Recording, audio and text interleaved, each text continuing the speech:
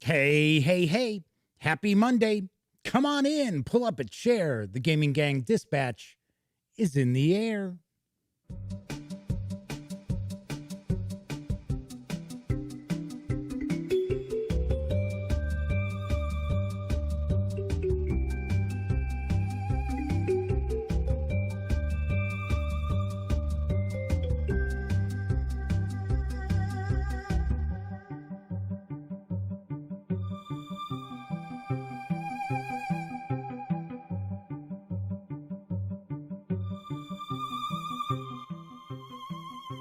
Howdy, howdy, howdy, gang. Welcome once again to the Duct Tape Studios.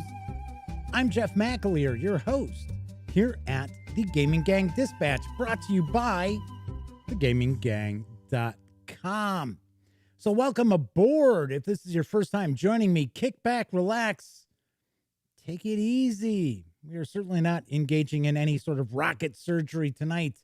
We are going to talk about the latest in tabletop gaming news, as well as kick off Symbaroum Week with a first look and a page through for the Advanced Player's Guide for Symbaroum.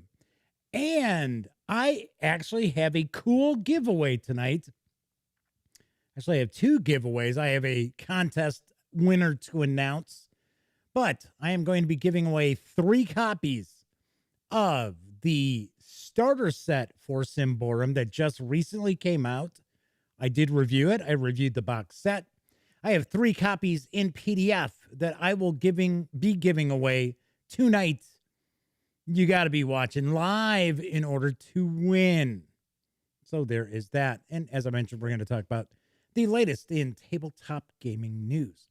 Of course, if you are a longtime viewer, thank you very much for joining me once again. Kicking back, wasting time with this knucklehead as I spout off, just pontificate left and right. Do want to mention, if you like this video, please give it a quick thumbs up. Subscribe to the Gaming Gang channel if you haven't already, and if you do subscribe, don't forget, ding that bell. It'll not only let you know when the Dispatch airs live Monday through Thursdays right here on YouTube, it'll also let you know when I upload other videos, such as my Kickstarter preview for Affinity.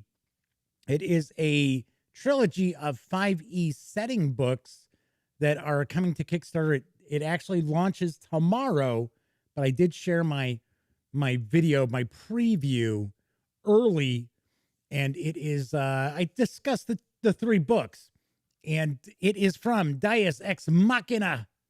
So if you are familiar with Ultra Modern 5, the 5e supplement, they are the same folks. And of course, when you're not watching videos on the Gaming Gang channel, be sure to visit thegaminggang.com for all the latest in gaming news, reviews, and a whole lot more. Get your geek on at thegaminggang.com. Let me get a quick sip here. It's kind of dry in here today. Kind of dry in the Duct Tape Studios.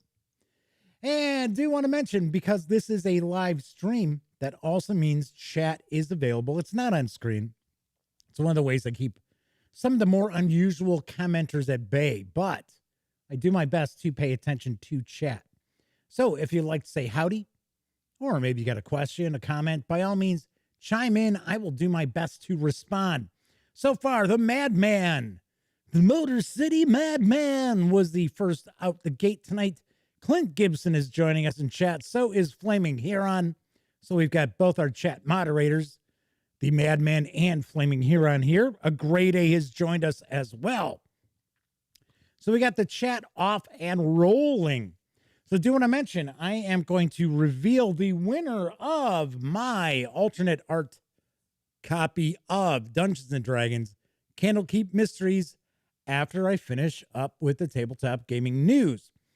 Also, if you are tuning in to check out the Advanced Player's Guide for Symbaroum, I will be sharing that after I do the latest in tabletop gaming news. So if you're watching live, news usually takes 20, 25 minutes. If you want to hang out, don't want to hang out, it's completely up to you. If you are watching after the fact, there are timestamps. So if you don't have any interest in the latest in board games, role-playing games, miniatures games, and you just want to check out the first look, by all means, use the timestamps. All right, let's jump into the news because I've got a good selection of news tonight. Coming soon from Facade Games is Bristol 1350. Here's the dope. The dreaded Black Death has descended upon the town of Bristol. You're racing down the streets in one of the 3 available Apple carts, desperate to escape into the safety of the countryside. If your cart is the first to leave the town and it is full of only healthy villagers when you leave, you and your fellow cartmates successfully escape and win the game. However, some villagers on your cart may already have the plague. They're hiding their early symptoms from you so that they can enjoy their last few days in peace. Really? Sorry, but I got to break it to the people who wrote this. If you were dying from the Black Death, you were not dying in peace. It was extremely painful. There was blood everywhere. Okay. If you leave town with a plague-carrying villager on your carts, you will catch the plague. You must do whatever is necessary to make sure that doesn't happen. On the surface, Bristol 1350 is part cooperative teamwork, part racing strategy, and part social deduction. In reality, it's a selfish scramble to get yourself out of town as fast as possible without the plague by any means necessary. The game comes with a magnetic box book and includes a rubber playmat, 9 wood pawns, 3 miniature carts, 6 rat apple dice. That's a good combo. A linen bag and 64 cards. The deluxe version will add 6 coins, 6 cards, and 3 metal carts. This is a standalone game. It's volume 4 in the Dark Cities series by Facade Games. Previous volumes include Salem 1692, Tortuga 1667, and Deadwood 1876. Bristol 1350 is for 1 to 9 players, ages 13 and up, plays around 20 to 40 minutes, and will carry an MSRP of $24.99 when it arrives on April 28th. Nice. I think this looks kind of, I don't know. It kind of caught my attention. That's why I'm sharing the news about this. I do know Facade Games does some kind of historically themed games as well. Like I said, they've got Tortuga, they've got Deadwood, they've got Salem, and this is the 4th in their series. I like the artwork on the cards. Looks pretty nice. But the one thing that throws me is the people who have the plague or are trying to get on your apple cart so they can die in peace. Somebody has not studied the Black Death. It's like, okay. All right. So I see Doug Roberts has joined us in chat. Good to see you, Doug. Returning in May to print from Nuts Publishing is 300 Earth and Water. Here's the skinny.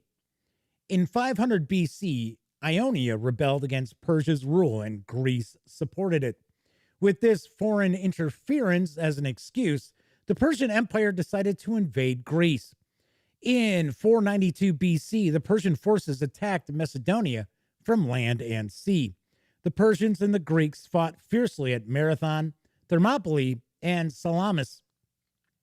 Against the overwhelming forces of the Persian army, the Greeks used superior tactics and weapons such as hoplites, which were heavy infantry, and triremes. The Greeks also had excellent leaders in times of crises and eventually prevailed over the Persians. 300 Earth and Water is a war game for 2 players. One player controls the Greeks, gathered around the Athenians, and the other controls the Persians, fighting for the hegemony of the Eastern Mediterranean. Through all 5 expeditions, each player aims to control more cities than their opponent. The game engine is card-driven. Players raise armies and buy cards during production. Cards can be used to play an event or move an army or fleet. Events can provide advantages in battles or interfere with the enemy, but military action is paramount. And where did we just... It's like suddenly my teleprompter like zipped all the way, like way ahead. I was like, what's going on here? Hold on. Military action is paramount to win. Moreover, each game will change dramatically according to the order those events occur. The rules are simple and the playing time is short, but both Greece and Persia have a wide range of strategy, so victory will challenge both players. 300 Earth and Water is for 2 players, ages 14 and up, plays in around 30 to 45 minutes, and will carry an MSRP of $29.90 when it hits stores this May. This looks like a nice, light, 2-player card-driven war game.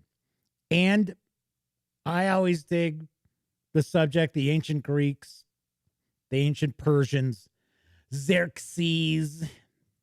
So could be pretty interesting.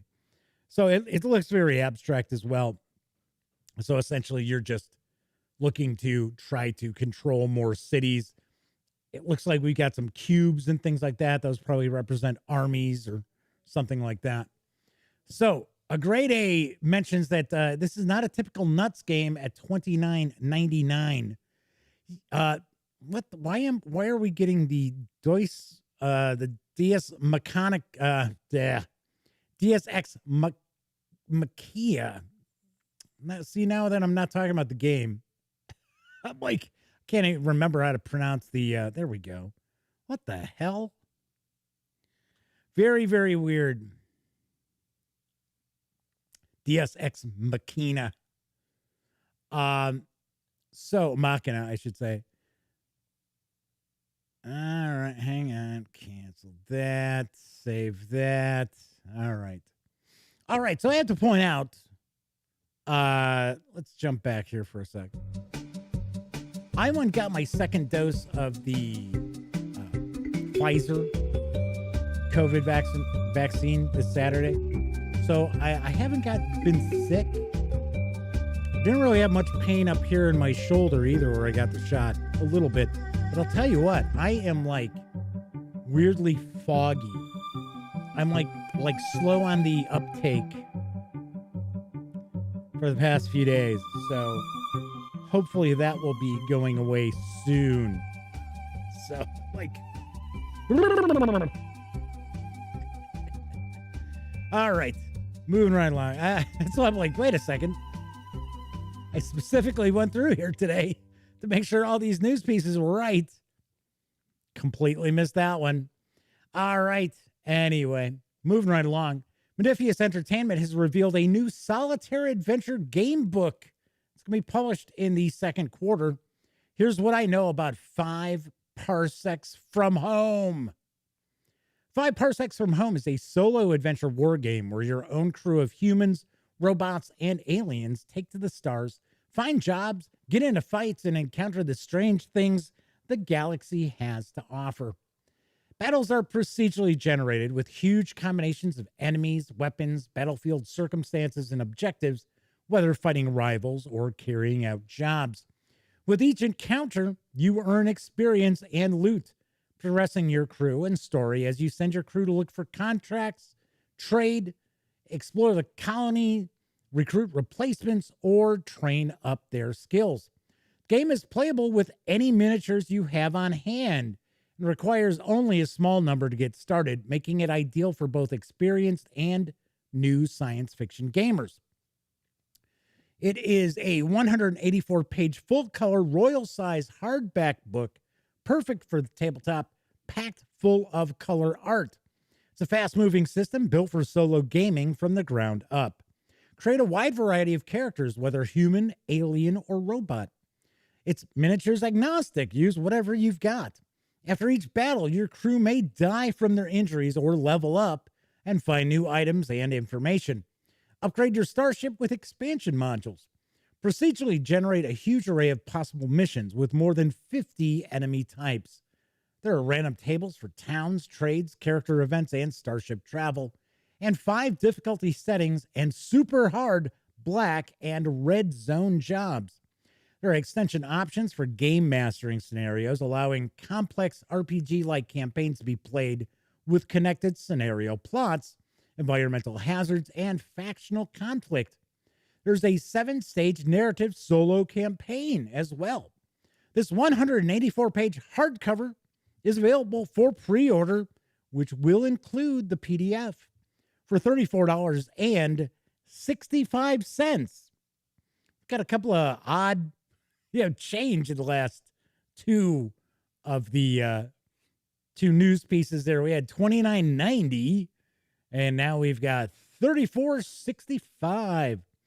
So Agrade's talking about, because I knew this rule set has been out previously. For some reason, I don't think that you had to pay for them. I think they were free rules, maybe. So getting some congratulations on that second dose. Yes, it was very, very cool. Like I said, I didn't feel sick. I felt a little achy, to be very honest with you. That was, I got it on Saturday. That was Saturday night, but when I woke up Sunday, it was fine.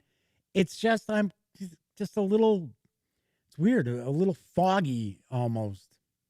I don't know. I was going to shoot some reviews and stuff over the weekend. I was just like, So I was a little lethargic too, I guess we'll say. All right. Anyway, so Grade A's talking about 5 parsecs from home. Nordic Weasel, I guess, is the company that made this. And they are excited for this because the rule set needed a good editor. Cool. Nice. And Grady points out Modiphius did a good job with Rangers of Shadow Deep, which they also just released beast cards for. Yes, I knew they had the beast cards that just came out. So I'm kind of curious here, because Rangers of Shadow Deep was an Osprey Games release, and they did a few supplements for it. I'm kind of curious if Osprey is kind of,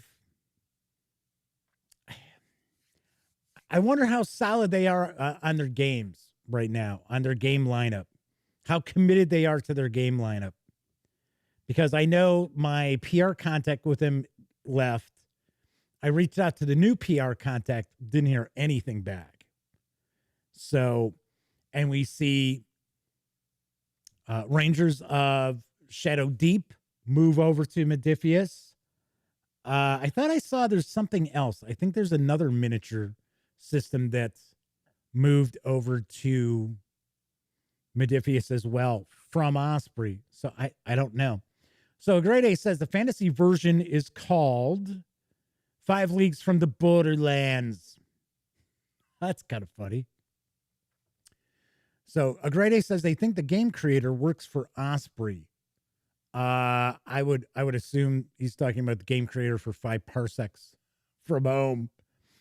Although the creator for, somebody correct me if I'm wrong, I think the creator for Rangers of Shadow Deep is same creator of Frostgrave, I think. Yep, there we go. Grade A just said the same thing. Game creator of Frostgrave. All right, moving right along. So this could be something cool to look into.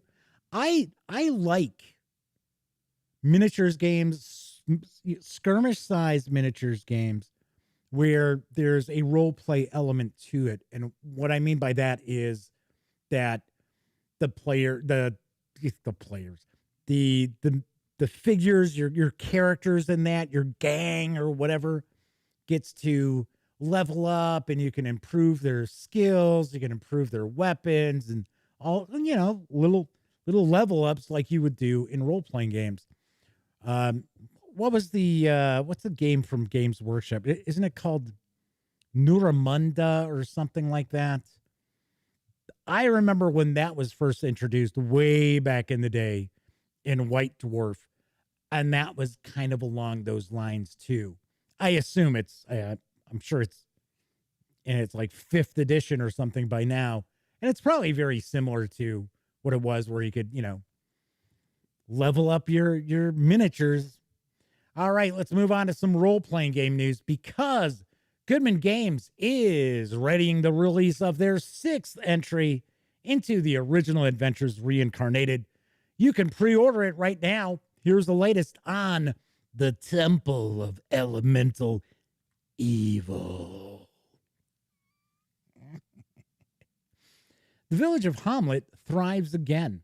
Years ago, this quaint village nearly fell prey to a great neighboring evil. The nearby Temple of Elemental Evil, a grand edifice of wickedness, was defeated after a great battle and thrown into ruin forever. Forever. Nobody ever chimes in what that's from. Somebody in chat, come on. Forever. Anyway, thrown into ruin forever. Or was it? Bandits have started to ride the roads again, and there are other ominous signs afoot. It's whispered that the demonic evil at the heart of the temple was not truly conquered, but merely imprisoned. Even now, agents of evil, malevolent beasts, and far worse creatures are conspiring to return the temple to power and enslave the surrounding lands. Hamlet and the neighboring ruins may hold clues, but not everyone is to be trusted. Surely danger lies hidden in this idyllic region. Sharpen your swords. It's like, sharpen your swords. How about grabbing a sip, huh? I told you I'm a little off because of the COVID vaccine. Anyway, hey, Nefarious Coel has popped in to visit. Good deal. Haven't seen Nefarious in quite a while. So before we jump back into this news piece, Melwinius from York picked up Atlantic Chase. So, but they found out that, I guess, where they got it was coming from the U.S., not in stock. So Flaming Heron says, maybe I just need to put my teeth back in. Yeah, I know. They're all falling out. So Nefarious Coel says they got Atlantic Chase today as well. So Clint Gibson says, forever. The Sandlot? Yes. Ding, ding, ding. Winner, winner, chicken dinner. Clint Gibson chimes in with the correct answer. Joseph DeBar has joined us in chat as well. Welcome aboard, Joseph. They're saying that they've got their pre-order in for this already at Goodman Games. So, and they love these books and love the fact that they're putting out these old school AD&D modules ported over to 5th edition. All right, let's get back to it. Sharpen your swords and axes. Purchase your iron rations and tinder boxes, and don't forget at least one 10-foot pole. Great adventure awaits those that dare confront the Temple of Elemental Evil. This book collection is an homage to the origins of an adventure that began decades ago with T1, the Village of Hamlet, and T1 through 4, the Temple of Elemental Evil. Herein, you'll find high-quality scans from multiple printings of the original 1st edition adventure modules, plus commentary by gaming legends. Full 5th edition conversions of both adventure books are included, as well as brand new adventure material that adds new wilderness encounters, expands the village of Nulb, fully details the evil elemental nodes, and provides 5th edition updates on many original magic items, monsters, and spells. This is a fully playable mega dungeon and mini campaign. Many hours of classic-style adventure await you. Right now, you can pre-order Original Adventures Reincarnated number 6, the Temple of Elemental Evil, for $99. Its expected release is this August. So I'm curious, for those of you out there watching, how many of you either played in or ran the Temple of Elemental Evil, or even just Village of Hamlet. Now, I'll be the first to point out, I ran the Village of Hamlet. By the time T1 through 4 came out, I was already out of D&D. I was already running Call of Cthulhu and that, and wasn't playing D&D. But yes, I have some fond memories of the Village of Hamlet and the Moat House. Dun, dun, dun. So Joseph's pointing out this is a 2-book set. Yes, it is. That, in case you're wondering, why is it $99? Aren't they usually like $50? This is a 2-book slipcase set. So I would have shared a picture of it, but the image that they've got over at Goodman Games are just blank white books. They have nothing on them. Just shows a blank white slipcase with 2 blank white books shoved in there, just to kind of give you an idea of the size of it compared to the other original adventures reincarnated. So I thought that was kind of funny. So Nefarious Coel says Temple of Elemental Evil was a set they never owned. Grade A says they've run Hamlet, T1 through T4, and the return to the Temple of Elemental Evil from Monty Cook. Cool. And yes, Princess of the Apocalypse does have a tie-in to the Temple of Elemental Evil. Somebody remind me, aren't all 4 T1 through 4, aren't they all written by Gary Gygax? Or is it, I think it's all 4. I could have swore. I know, see, I thought it was funny because the reason why I mentioned I ran Village of Hamlet, but I never ran the rest of it is because I think it was something like 7 years went by before we got anything else. And that was the whole thing, 1 through 4. So Joseph says they played both, though they would love to run the adventure as well.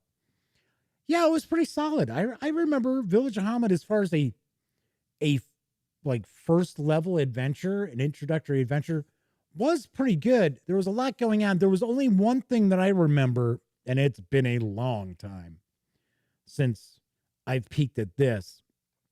If I remember right, there was a wizard, and I think it was a fighter who lived in Hamlet, and they were higher level characters, NPCs, and the players really had to recruit them. Otherwise, they were not going to make it through the first adventure. So that was one thing that I wasn't a big fan on. I've never been a fan of NPCs taking the spotlight away from the player characters.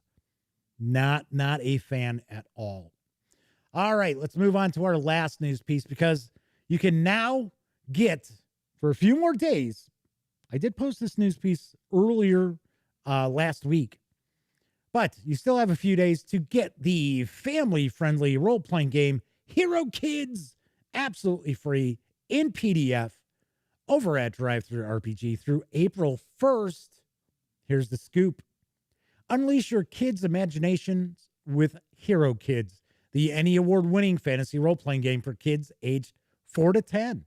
This game offers a fast and fun introduction to role-playing games, perfect for younger kids who are just getting interested in RPGs. Develop your kids' imaginations and skills. Simple mechanics use only 6-sided dice. There's a beautiful presentation with fully illustrated heroes, monsters, and maps, and includes 10 heroes, boys and girls. Challenge kids with combat and exploration. Your playtime per session need be no longer than 30 to 60 minutes. Also includes a full adventure. I have to laugh at this. Get ready. Basement O' Rats.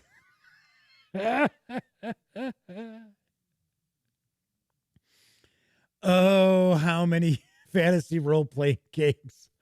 Oh, first level. Even computer role-playing games.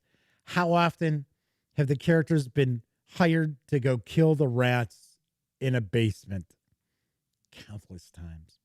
There are also plenty of adventures already available for Hero Kids. Hero Kids has a simple combat and adventuring system which avoids the complex maths of full-blown systems. Hero Kids opposed dice pool system also keeps the players involved in the game even when it's not their turn. The 73-page PDF is absolutely free, as I mentioned before, through April 1st. No fooling. So Grade A says that they used to run this when their children were younger, and there's lots of community support for this as well. What fantasy game doesn't have rats? They all have rats. They've always had rats. Constantly. All right. That is it for the news. Also, I just finished talking about DriveThruRPG and going and picking up Hero Kids absolutely free. If you are going to visit any of the drive-through sites, please stop by thegaminggang.com first, because the Gaming Gang and thus the Dispatch are affiliated with the One Bookshelf sites.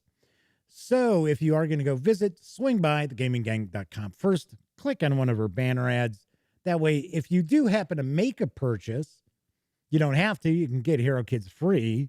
But if you happen to make a purchase, I get a little portion of that sale, and all those nickels, dimes, and quarters really do add up and help keep the gaminggang.com around. All right. So Kevin Thorpe has joined us in chat. Good to see you, Kevin. So there's some discussion. Nefarious Coel says they recall some PC games making fun of the rat run. Yes, because it is a trope. I agree. Warhammer Fantasy Roleplay rats are pretty good. Pretty nasty, pretty gross. Yes. I remember, I'm trying to remember if it was Ultima Underworld. It was one of those, it was one of the first person fantasy role-playing games. I seem to recall having to bash a lot of rats in that early on. My gosh, that's 25 years ago at least. Jeez. A great is talking about RuneQuest and the Rubble Runners and ducks. Yes, I'll never forget when I first picked up RuneQuest back in, gosh, what had to have been 81. I got the 1-inch box set from Chaosium. In fact, I'm almost positive I picked up RuneQuest before I ever bought Call of Cthulhu. So it might have actually been 80 when I picked that up. And I started reading through and I'm like, wait a second, ducks? It's like, what? It's like talking ducks. And now, actually, all these years later, I'm like, I kind of like that. I think it's kind of cool. All right. So I forget who had mentioned this in chat previously, said that it was Gary Gygax and wasn't it Frank Metzger who were the authors of the T1 through T4? Because for some reason, I always thought, I didn't think Gygax finished it up. I thought somebody had to do the last adventure, even though they were never released independently. The only one that was released independently was T1, which was the Village of Hamlet. And then all those years passed, and then they released T1 through 4, the Temple of Elemental Evil. Those adventures never came out, as far as I understand. Menser, yes, thank you. Thanks, Grade A. As far as I understand, like T2, T3, T4 never came out independently. They were all collected in that one book. All right. So we are going to be kicking off Symbaroum week this week. So for the next 3 nights, I am going to be featuring some Symbaroum role-playing game books from my fine friends over at Free League Publishing. And first, before we jump into doing that, I do want to announce who the winner is of my Dungeons and Dragons Candlekeep Mysteries. Yes, the alternate art edition here. So all you needed to do is you needed to be a subscriber to the YouTube channel. You had to comment on the review video, which has not gotten all that many views. We're not, I even saw some of the bigger D&D channels that they're not pulling in the number of views they usually get on their D&D books. But anyway, so you had to comment on that, and then you had to comment on any other video. That was it. That was through yesterday. So I cut it off at midnight this morning. So the winner is Dina Louise McKenna, or Dina Louise McKenna. So you are the winner. So what you need to do is you need to contact me at Jeff McAleer at thegaminggang.com. You have to contact me through your Gmail account that's tied into your YouTube. So that way I can prove it is you, not somebody else. It's not nefarious Coel saying, yeah, that's me. And of course, just have to let me know where I need to ship it. If I don't hear anything from Dina Louise McKenna or Dena Louise McKenna in the next week, then I will choose a new winner. So the various calls like, I win. There we go. All right. Very cool. Agrede said they released a T1 to T4 to tie in with Against the Slave Lords. I don't know. Are you big fans of Against the Slave Lords as far as a campaign that starts out at first level? I think I read the first adventure. I don't think I read any more than that. But I have always heard that it is one of the least popular of the starting AD&D campaigns, that kick off at level 1. So Flaming Heron says, congratulations to that person. Insert name. Nice. So Nefarious said they thought Village of Hamlet came in the early basic set. No, I'd never heard that. It was always a separate purchase as far as I recall. I don't know. I could be wrong. All right. Anyway, so we're going to dive in. We are going to be taking a look in just a moment at the Advanced Player's Guide for Symbaroum, but I do want to mention I am giving away 3 copies of the Symbaroum Starter Set in PDF through DriveThruRPG from Free League Publishing. I am giving those away tonight. You must be watching live when we go to the contest. It might not necessarily be right at the end when I wrap up taking a look at the Advanced Player's Guide, but it probably will be. So you got to be watching live. So here's the deal. My good friend over at Free League Publishing, yes, Boel, who is in charge of their PR, she had asked if I wanted to do some contests. I said, sure. So I floated out, hey, I've got 3 new Symbaroum books that showed up. How about we tie it into that? She said, great. So I said, what if we do a giveaway for 1 PDF Monday night, then Tuesday night, Wednesday night? And she had also said she would send out a starter set just like this, a physical starter set. And I said, well, we'll do that on Wednesday. And so she came back and said, well, why don't you give away 3 copies each night in PDF? And I will have the 1 physical box set arriving for Wednesday, which it's going to be sent from Free League Publishing. As far as the PDFs, you must have a DriveThruRPG account because Free League is actually going to send those out. It doesn't usually happen that way. They usually allow me to send out, I'm not talking about Free League Publishing necessarily, but most companies, they usually just have me send out, the PDF. But they're going to send it through DriveThruRPG. So Very, very cool. We are going to be doing that in just a bit. So let's jump on over to taking a peek at the Symbaroum Advanced Player's Guide, written by Matthias Lilja and Matthias Johnson. It might be Matthias, but I think it is Matthias or Matthias. With artwork provided by Martin Bergstrom, the 136-page hardcover is available from Free League Publishing for $34.99. You can grab the PDF at DriveThruRPG for $14.99. So there is some discussion about Against the Slave Lords, and it seems like it's not exactly beloved. So, like I said, I didn't think so. And Doug Roberts says they like that picture. You know what? I got to be honest.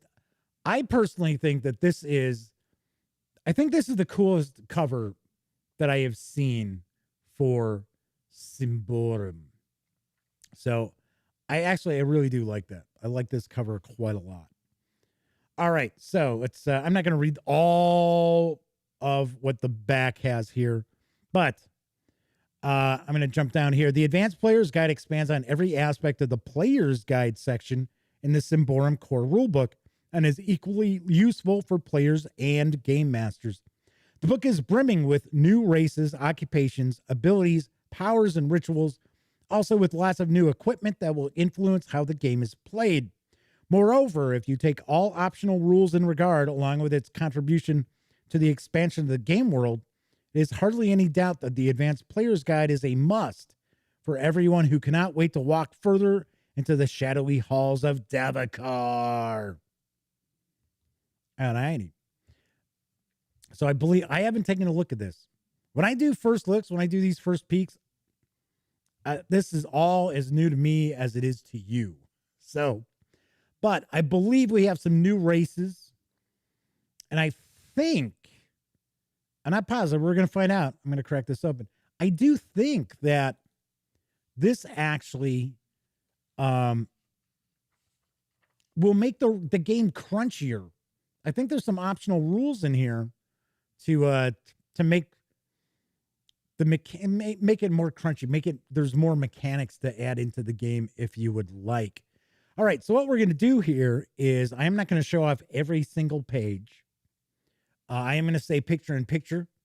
I know people who try to pirate these books from some of the videos I do are definitely not going to like that. And I will skip some of the pages as well. So let's take a look. So we've got the a welcome. So it says we got archetypes and occupations. There we go. Okay, so we got new races, 5 new races. Elf, abducted human. I would guess they were abducted by the elves. Dwarf, troll, and undead. Huh. Okay. Says, these 5 races offer unique entries into the world of Symbaroum. Cool. So we've got traits, boons and burdens, abilities, magical traditions, powers and rituals, alternative rules, equipment, and I think that's the last section is equipment. So then we've got some starting equipment based on someone's ability or power. There we go. So Flaming Heron points out that they like the art style for these books, at least the ones they've seen. I like it too. And here's the one thing, and it's kind of funny because we're going to have a lot of Goodman Games news this week. We're going to have a lot of Free League Publishing news this week. The one thing that I like about Symbaroum is that unlike Tales from the Loop seems very, very tied into the art, Simon Stollenhag's artwork. This here, which we still have we have a single artist providing the artwork, but it just feels to me that the game is more open, more free-flowing. I could easily see running a campaign in Symbaroum. I can never see running a full campaign in Tales from the Loop. I like Tales from the Loop, but Tales from the Loop to me is more longer one-shots, 2-3 session games, but not long campaigns. So here we've got some new archetypes. We've got the Hunter, Ironsworn, Bounty Hunter. What was the other one down here? So that is, there you go, Monster Hunter. I was going to say there's usually 3. I'm like, where's the third one? So we got Ironsworn, Bounty Hunter, and the Monster Hunter. We've got Warrior.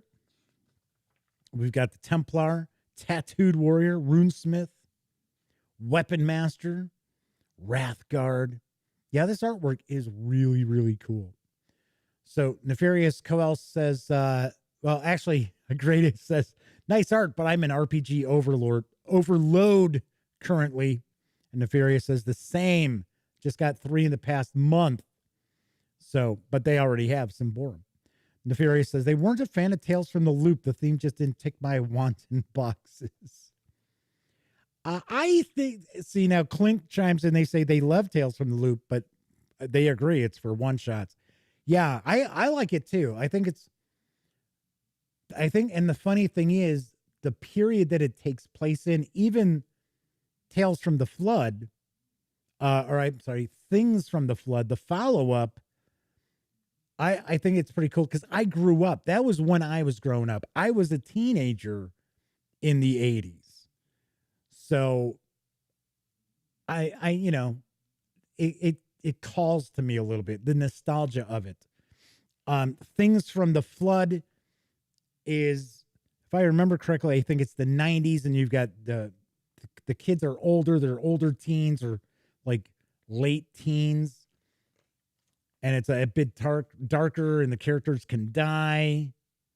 So that didn't call to me as much, because once again, when the 90s came along, I was already, in my 20s. So we got the Mystic. So we got the Staff Mage, the Symbolist. What was the other one? Did I just skip through that? Oh, the Artifact Crafter. There we go. Other Worlds and the Origin of Humans. So you got the Troll Singer.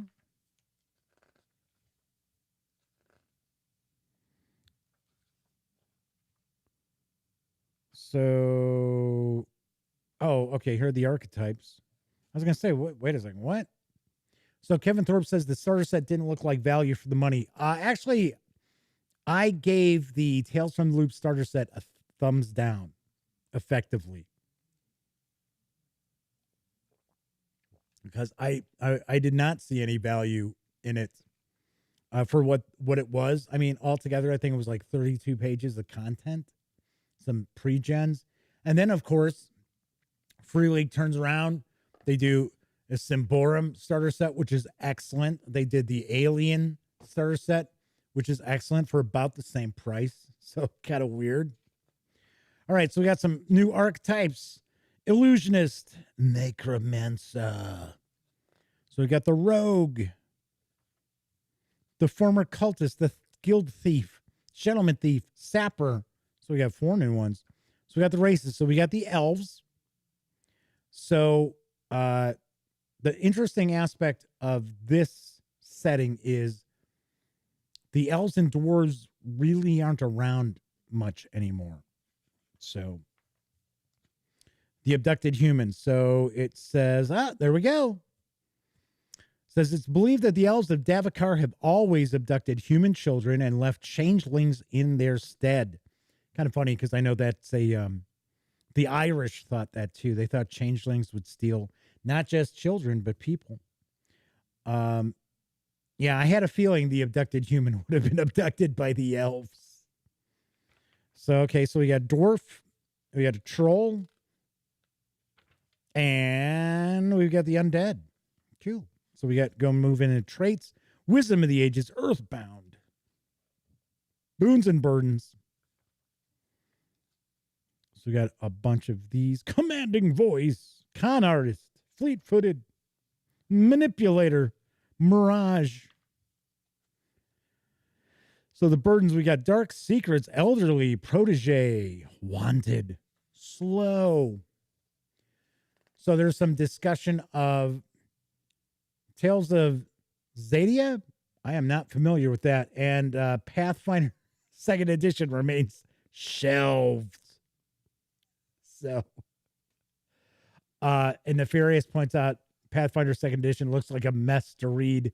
Been shelved for a while. I reviewed it. I like what they did with it. If you like a lot of crunch, if you like a lot of options as far as your starting characters and things like that, I mean, there's far more that, you know, sets the characters apart than, say, in 5th edition. But then again, I'm one of these people, and I say it all the time. Those of you who watch quite often, I love this artwork with the little smiley face there. You may not be able to make that out. It's kind of like this helmet here, but it's painted with like eyes and a smiley face. So that's kind of cool. Anyway, I am an old school type game master. I like old school games. I like my characters' backstories to not be backstories, that the adventures create their backstories, their characters. I don't mind doing a little bit of a backstory to their players, to the player characters, but somebody shows up to my role-playing game and they've got a character that they rolled up at home and they've got this huge, you know, all these different things, and they expect me to just kind of shoehorn their character and the needs of their character's backstory into my adventure. It's like, no, that ain't happening. It ain't happening, Dooley. Yes, I know it's tain't funny, Dooley, but I tend to say tain't happening, Dooley. All right, so we got some different abilities here. So we are seeing a lot of new character options. Mystical traditions. The world is old and its mystical traditions many and varied. Some of these come into contact with Ambria and Davakar. Others are already established there in secrecy in Ambria or existing in remote, seldom visited locations deep inside Davakar. If memory serves correctly, I think Ambria is the area that the just released 5th volume in the, I think it's Throne of Thorns campaign. I think it takes place in Ambria, which is like a war-torn country. So we got powers and rituals. So as you can also see here, that we've got a lot of cool art, but we also have a lot of gameable material in here. That is something that I find important as well. I always like to see, you know, cool artwork in that because it's inspiring. It gets your, you know, creative juices flowing, especially as a game master. But thankfully, we don't see it as much as we once did, where like half the book is just artwork and like say another 20% of it is kind of just fluff. And then out of the page count, you get like 30% is gameable material. That is not the case with the Symbaroum books. So here we have, this section is tools. So we get some alternative, I should say, rules here. Alchemical weapons. Turning undead. Ah, there we go. We got ourselves. All right, where's the end of it? Come on, you. Where are you hiding? I think it's over here. There we go. Got a bookmark. Cool. We have starting with free experience. So kind of creating your characters more heroic off the top at the start. So there's some discussion about the Fantasy Flight Games version of Star Wars that, you know, I had always heard that was pretty easy to run. Problem that I always had with that was they had so many books. So you didn't have like one core book for everything. So you had to get, well, okay, so if I want to play like Han Solo kind of character. All right, well, you got to get this. Well, I want to play a Jedi. Well, you got to get this book. That's the thing that kind of turned me off on Star Wars, was just the fact that they had all these different books that you had to pick up, which I understand. You know, Dungeons and Dragons has their 3 core books. Pathfinder 2nd Edition has effectively 2 core books, because you really do want to pick up that first bestiary. But that was the thing that turned me off on that. So anyway, so Nefarious is talking about the West End Games version of Star Wars. That was, in my opinion, I thought that was fantastic. I don't know so much about the adventures in that. And I don't know so much about, wow, that's kind of cool. I don't know so much about the like higher level gameplay, because you got to keep in mind that even, you know, low level characters in Star Wars were pretty powerful characters. So Disavowed 92 is with us tonight. Says FFG needed to make some of that bank back for the license. Yes, that's why and they would not allow any of the books to be released in PDF. That was Lucas. That was LucasArts or Lucasfilm. I forget who handles that. They said Fantasy Flight Games could not sell any of the Star Wars books in PDF, which I got to be honest, didn't stop any of the pirates out there, because I understand that is out there in PDF. Those books were scanned, I assume. So we got weapons and armor. So Grady says FFG pumped out a crap load of books. That's for sure. Witch Hunter 2E is something that Nefarious Coel just picked up. I've heard that is an interesting game. I heard it's kind of a tricky game to run. All right, so we got some different equipment here as well. All right. And I think this is our last section where we're taking a look at some equipment here. All right, very nice. Very nice. Food and drink. Musical instruments. Okay. One aspect of Symbaroum I talk about too is that this is a dark fantasy role-playing game without being a grim dark fantasy role-playing game. And there is a difference. There is a big difference. So Nefarious says late 1600s witch hunter at Solomon Kane better than the Savage World Solomon Kane. I like Solomon Kane stories. I have an audiobook. In fact, I have the whole series that they did for Robert E. Howard's stories. So I've got all the Conan. It's all his horror stories. This is another one. I've got the Solomon Kane. What is the other one? What's his other? Crawl? That I have not listened to any of those. All right. So Disavowed 92 says, I'm old school and love the fact that all those books were hardcover. Can't take them anywhere without a minion. All right. So once again, this is the Advanced Player's Guide for Symbaroum. This 136-page hardcover is available now. It's been out for a while. It's available from the Free League website. It does carry an MSRP of $34.99. That changes over on the Free League publishing website because of exchange rates. But if you're like here in the US, you're going to buy it from like an online retailer, the MSRP is $34.99. You can get it in PDF over at DriveThruRPG for $14.99. Nice. Very, very nice. All right. So, who wants to win a copy of the Symbaroum Starter Set in PDF? So, one thing I am going to point out is that if you win a PDF copy, then what I'm going to do is I'm going to to just kind of track who the winners are.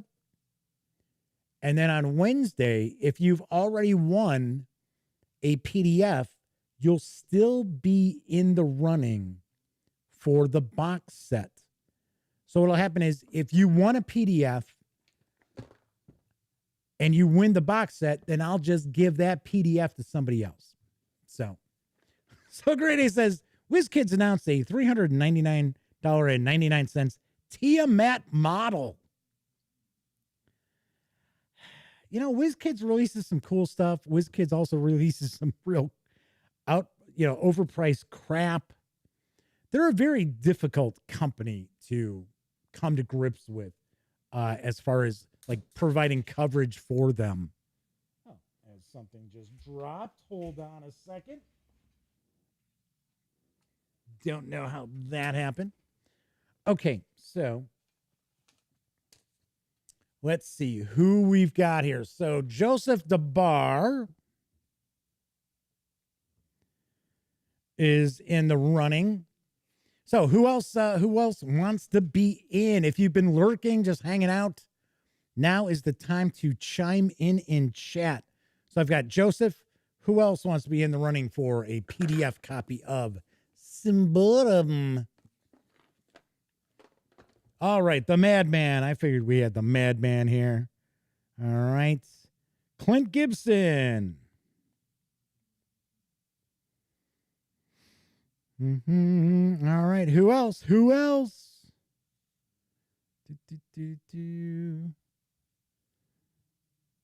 I mean, if we only have 3 people who are interested in the PDFs, then I will just award them the PDFs. I'll give you a few more moments here to chime in. All right, Flaming Huron. I was going to say, I'm kind of surprised. It's like, all right. All right, so Flaming Huron, we got 4. Anybody else?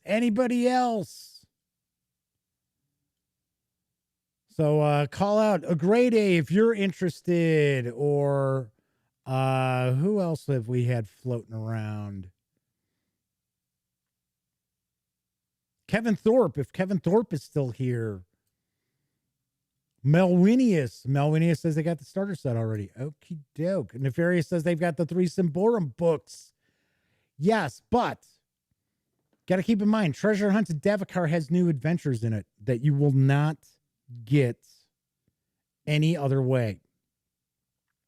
It is only in the starter set. So Grade A says, no, I got too many PDFs.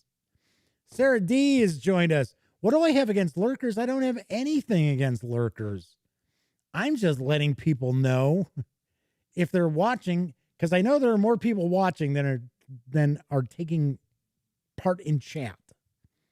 So if somebody's just been hanging out watching and they're like, yeah, I'd like to get in the running, I'd like to win. Okay, so even if you've got other Symbaroum books, you might want the starter set because it's got some adventures in it that are not in any other place. All right, so looks like we got 4 people. Wow. See, I've told you before, I do contests, gathers no interest. So Grade A says 12 people are watching right now. So Joseph says they're normally a lurker. But yeah, like I said, and the funny thing is, I know Free League retweeted what was going on the show tonight with the contest and that. And there were more people who were interested in, like, who liked that tweet than who are watching live right now. All right, so we got 4 people. Where's a 4-sider? Where do we got a 4-sider? Or an 8-sider? I'll divide it in half. For crying out loud. Whenever I got this big bag of dice, and of course, whenever I'm trying to find a specific die, lots of luck. So it's like, geez. Come on. What the heck is going on here? But I had to get all the way to the bottom. I had to empty out my Crown Royal bag to get all the dice out to find an 8-sided die.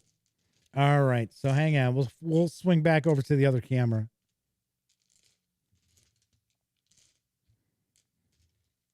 Okay. So people can see there's no cheating involved, right? Okay. So Joseph, you're going to be 1 and 2. The Madman is 3 and 4.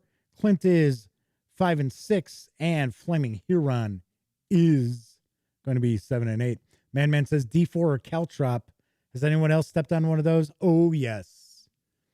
I have stepped on a D4, but I did not get a puncture wound. So, I mean, it hurt like hell, but it didn't punch through. All right. So I've got 3 copies. Who's first up? 3. The Madman. There we go. The Madman's got a copy. 6. That would be Clint Gibson. Clint Gibson wins a copy. Flaming Heron says, I've always trusted you, Jeff. Yeah, but you never know. Oh, Clint wins 2. No, I'm kidding. All right, so we'll do 1 to 4 is Joseph, and we'll do 5 to 8 is Flaming Heron. Here we go. Here we go. It is Joseph, who usually lurks, who is the winner. All right, so Sarah says they always show love to the videos. Sometimes they just listen if they're busy, so the channel gets the views. Well, thank you very much. I have actually considered, might as well go back to me here. I have always, I've actually more recently thought of, what I should do is I should just take the audio from the video, because I am recording this, and release it as a podcast, because I know there are quite a few people who actually follow the show when they're commuting. But then I thought, but then that's going to cost me views. So maybe I shouldn't do that. Save you some data downloads, right? Some data streaming, but cost me some views. All right. So there we have it. So we've got our winners. So for the winners out there, what I'd like you to do is I'd like you to email me at jeffmcaleer@thegaminggang.com. Some of you have won before. I know the Madman's won stuff before, so I'm probably in his address book. But do me a favor, shoot me your email address. I will hang on to it. And then what I will do is on Wednesday, after we do the show, we do the last of the giveaways and find out who wins the physical copy. Then I will submit that information to my PR contact over at Free League Publishing, and we'll get that out. So there we go. So Conius is joining us in chat. Welcome aboard.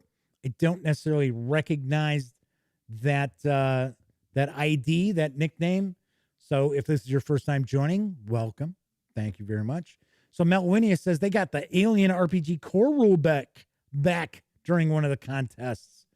Yeah, I try to do some stuff, but like I said, I do contests doesn't attract people.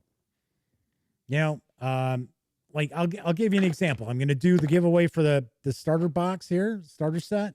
Not this one, a brand new one, fresh one.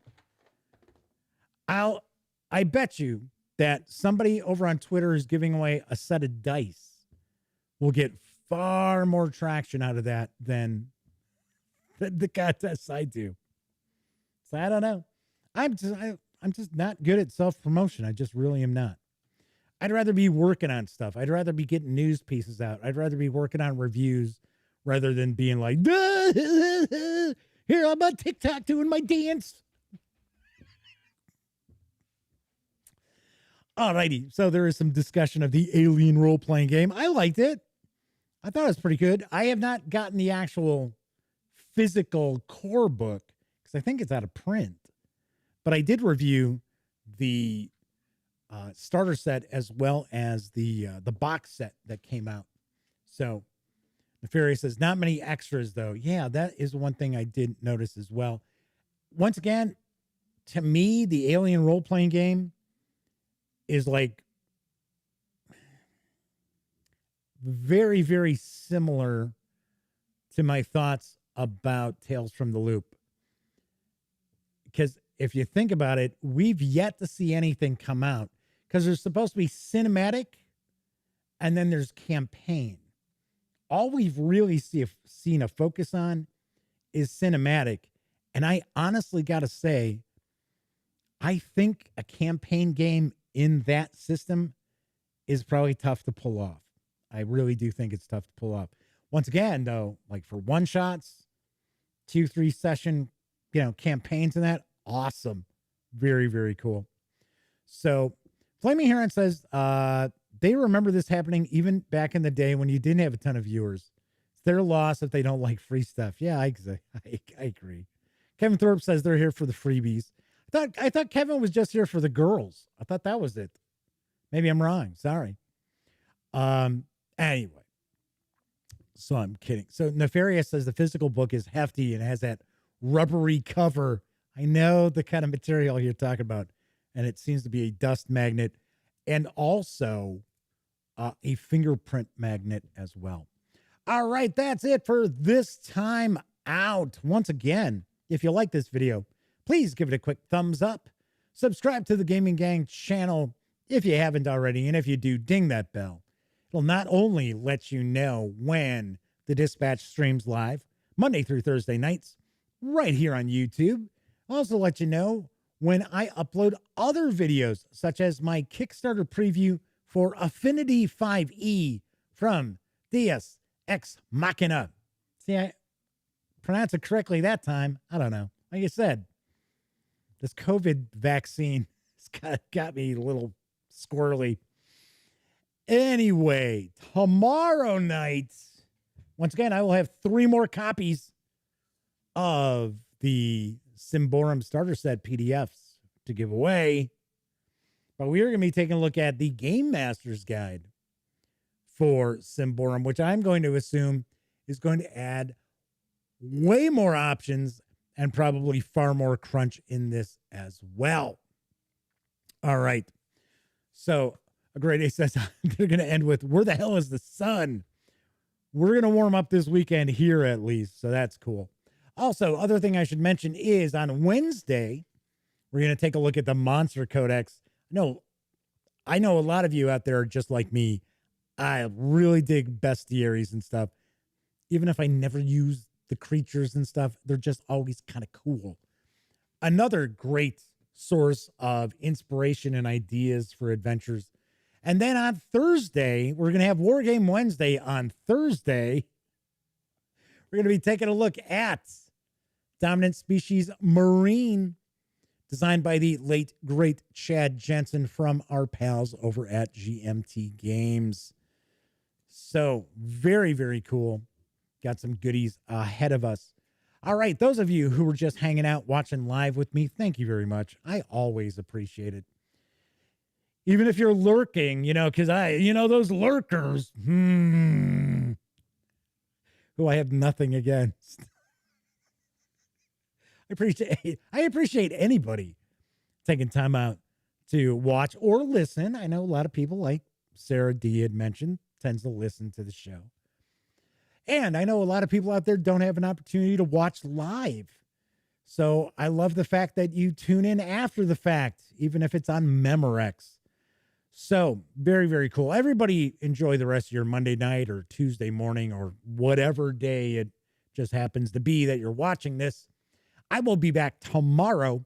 And of course, as I wrap up all my videos during this never-ending pandemic, I certainly hope all of you out there are being smart and staying safe.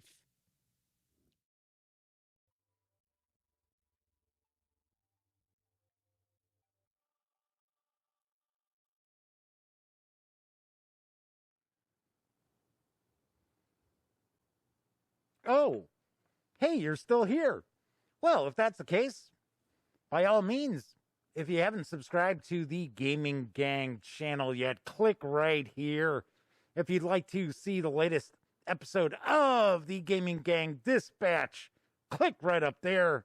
And if you want to trust YouTube's algorithm to give you something to watch, click right there. Once again, thanks so much for watching. And everybody, please wear a mask.